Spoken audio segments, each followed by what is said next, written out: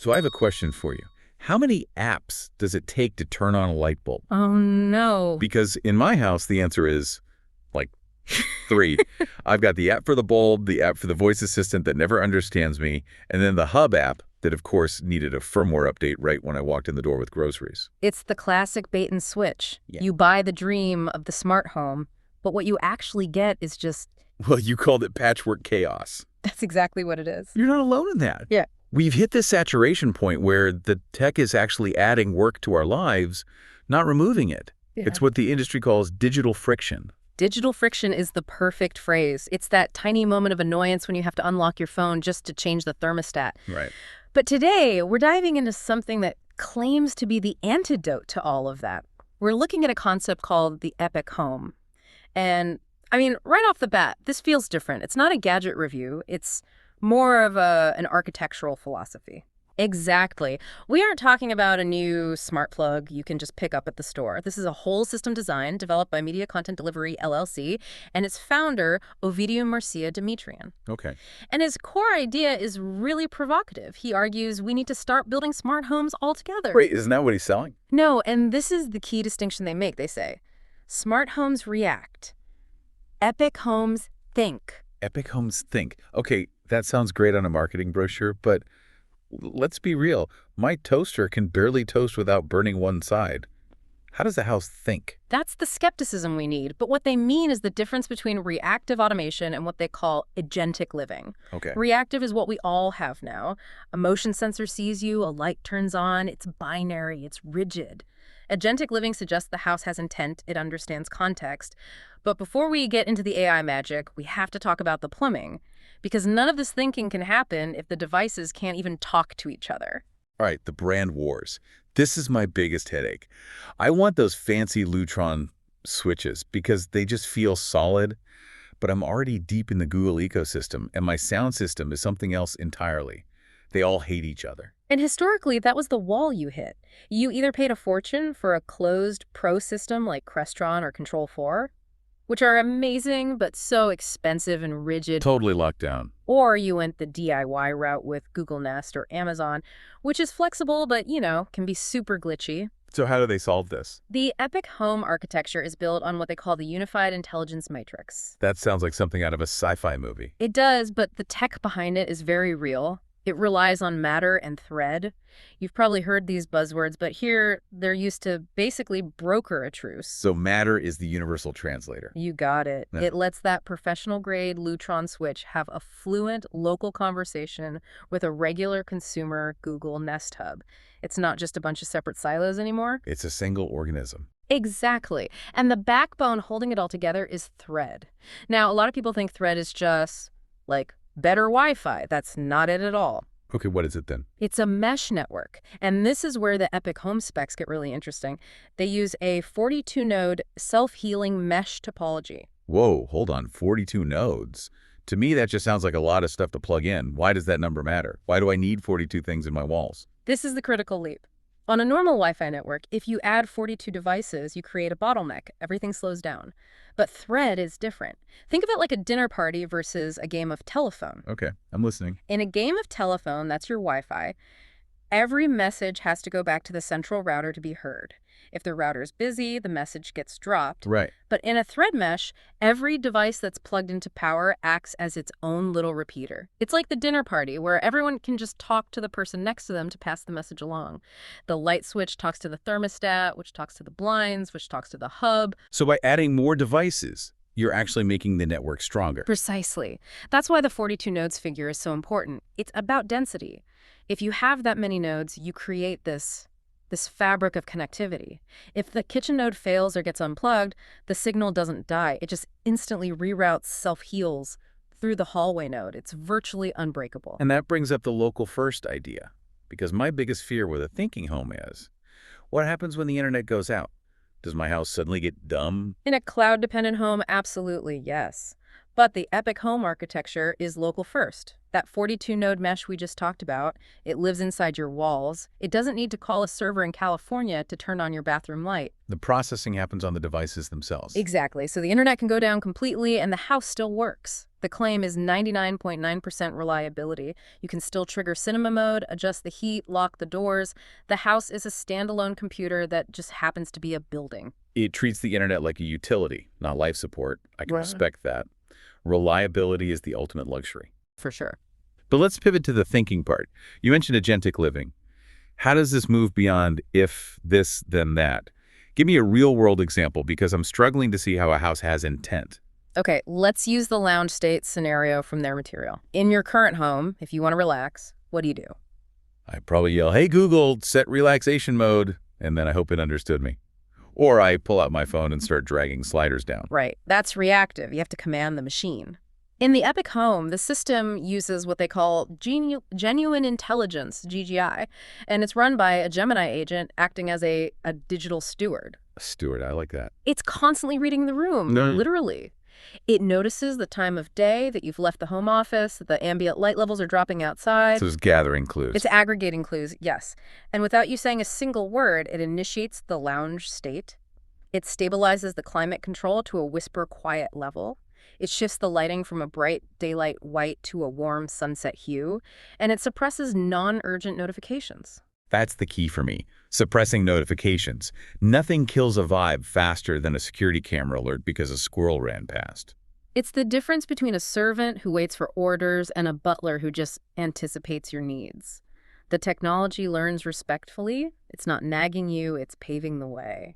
This leads right into that idea of cognitive contextualization, which is a mouthful, but I guess it just means the house knows where I am and what I'm up to. Occupancy awareness is the term they use.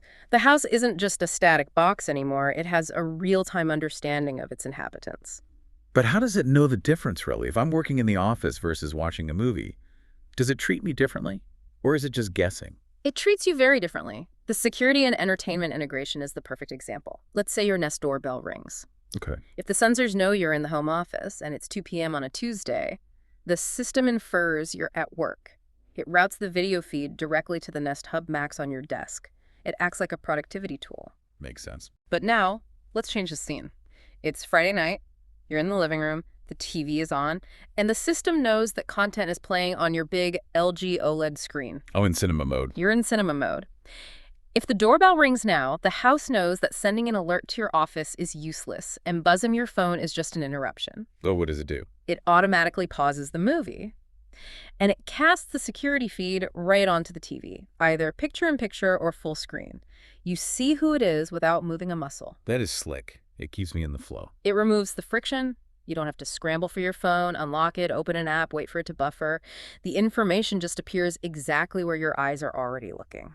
But this is where I get a little nervous. To do all of that, to know I'm in the living room, to know the TV is on, the system has to be incredibly complex. And complexity usually means it breaks. How does a normal person operate this without a degree in computer science? That's the eternal struggle of home automation, isn't it? The founder, Ovi Dimitrian, supposedly obsessed over this. They created something they call the V43 squared interface. The V43 squared, it sounds like a secret military project. It does, but it's designed to be the opposite. It's all about radical simplification. They figured out you interact with your home in 3 basic ways, so they built 3 surfaces: red, gold, and blue. Okay, let's break these down, because my whole map is just a long list of rooms. This sounds different. It is. Start with the red surface. This is the action surface. Imagine you're running out the door, you just woke up and you're still groggy. You don't want a menu, you want a big button. I want one-touch control, the macro button. Exactly. The red surface is for low cognitive load. It's your morning routine button, your good night button, the cinema button, high contrast, instant execution. You press it and the house just transforms. Okay, so red is for when I'm in a rush or just want it done. What's gold? The gold surface is for zones and for precision. This is for when you're settled in, maybe on the couch, and you want to just tweak the environment. Maybe you want the shades down another 10%, or the bass up on the music. Ah, so this is the cockpit view. That's a good way to put it. Yep. It's for when you want to engage. It gives you that granular control over climate, shading, and media. And blue? The blue surface is all security. but it's designed to be almost invisible. Its only job is to keep the home armed and secure without you needing to constantly look at it. Mhm. It manages the perimeter, the locks, the sensors. It's just this background radiation of safety. I actually really like that separation. Yeah. In my current app, the button to turn on the lights is right next to the button that opens the garage door. And that is just a terrible UI design. Right. You don't want to accidentally disarm your security system when you're just trying to dim the lights for a movie. By separating these into surfaces, action, precision, security, they organize the brain of the house to match how a human brain actually thinks. Okay, but we have to address the elephant in the room, Yeah. and it's a big one. We've been talking about occupancy awareness, the house learning my habits, knowing when I'm sleeping, and you mentioned Google Nest. Google's entire business model is data. Yep. So how can this epic home possibly claim to be private? Is my house spying on me? This is the contradiction that trips everyone up. And it's where this whole concept has to thread a very, very tiny needle. They operate under a framework they call governed by trust and the 10 laws of AI. Governed by trust sounds nice, but trust has to be earned. It does. And their core argument here is data sovereignty. They state that your behavioral patterns, when you wake up, what you say, who visits, that's your property. It's not a commodity to be sold. They specifically point to Law 10, zero extraction. Zero extraction. That's a bold claim. We Yep. treat data extraction as a crime. But again, you've got a Google Hub on the desk. Yeah. How do you stop Google from being Google? This goes back to that local first architecture. This is the crucial detail. The Epic Home uses the Google Hub as essentially a dumb display. Wait, unpack that for me. The intelligence, the brain that decides to turn on the lights or lock the doors, is running on that local 42-node mesh. It's on hardware inside your walls. It is not running on Google's cloud.